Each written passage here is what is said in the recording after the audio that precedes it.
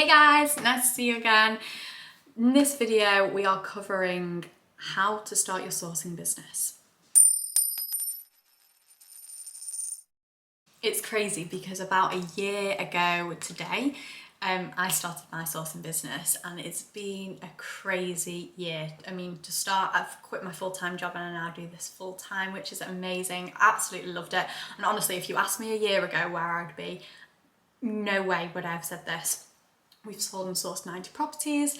I've been nominated for awards, like industry awards, which is incredible, like literally blew my mind. Anyway, being in Business Insider, we've had so many wins this year, which has been incredible. But where did it all start? This video is going to explain exactly how you can set up your sourcing company, your business, and just think what can happen in a year. So setting up your business. You've got kind of the legality side, the nitty-gritty compliance bit, and then you've got the work side of things, getting it done, getting the deals, getting the investors, and making it happen. So if we start with the compliance side, because that's kind of the legal bit, you want to make sure you are covered.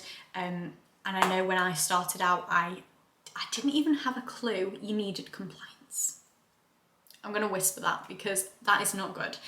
You definitely need some. But the great thing about property sourcing is its low barrier to entry. You don't need to go spending thousands to set up your business. Honestly, you can do it really, really cheaply, but there are a few fundamentals that you'll just need to make sure you're covered, your clients are covered, and that you're doing everything legally. Because the worst thing would be to do all this great work and then not be legally covered. So we just need to make sure that's squeaky clean before we move on to the fun bit. So one of the things you'll need is the property ombudsman and to be part and registered into one of the groups. So you have two options here. You've got the PRS or the TPO, and you can be a member of either of them, but you need to be a member of one of them to get the compliance tick on this.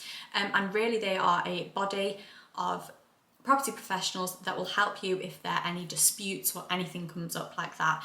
It's really important that you're a member of one of these, and I'll probably do a separate video that discusses the difference between them because that is a tough decision, and they are very similar.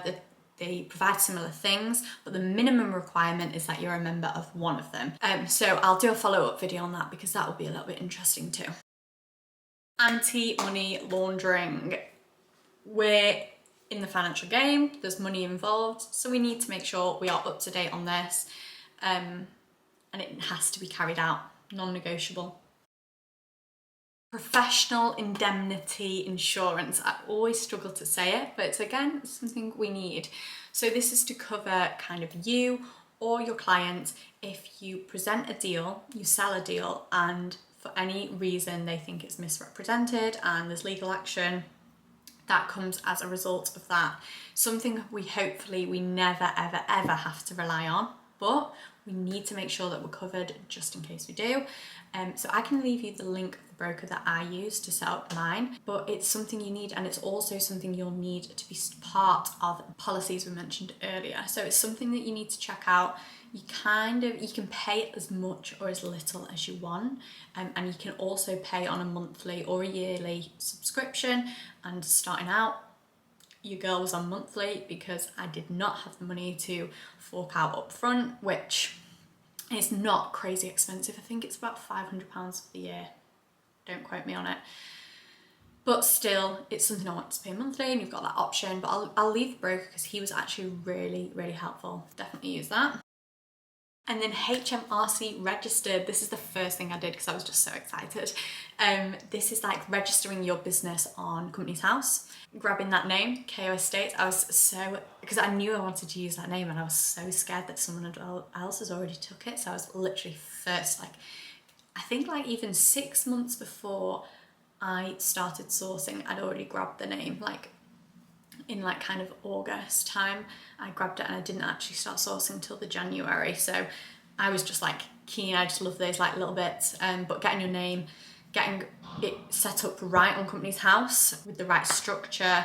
And this is you setting up your business. So you need to make sure that's done well. You can do it on your own, or you can get an accountant to help you. And with that comes business accounts as well. So once you have your HMRC set up and registered, you can also create and open business accounts. I've just used Starling, Monzo's a good one as well, which are online banks which are really easy, quick to set up, but any bank will do, but so you'll need those as well.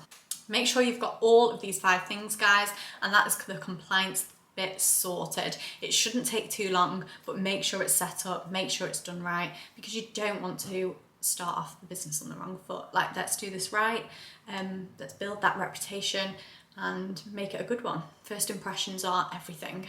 So once you're set up with compliance, now it's just about doing it. You have got to put in the hard work, you've got to find those deals, you've got to find the investors, you've got to make it happen. You've got to then, once you've sold the deal, make sure it completes as well. But this all requires drive. You can do it. You can do anything you set your mind to. Literally anything.